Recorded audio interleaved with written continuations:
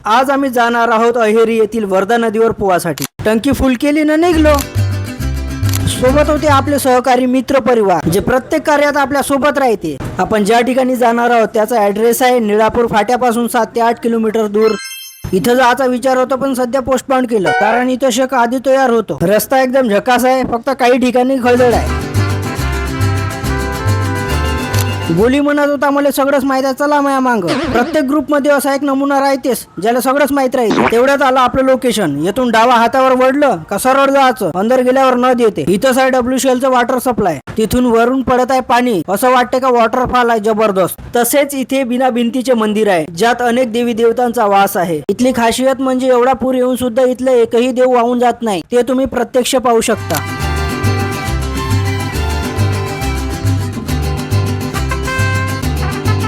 सोबतच आम्ही इथल्या व्ह्यूचा फायदा घेऊन मस्त फोटो काढले। यायचं वेगळंच काही चालू होतं।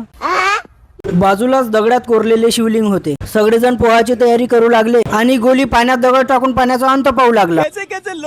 आमच्या टीमची ओळख करून देतो।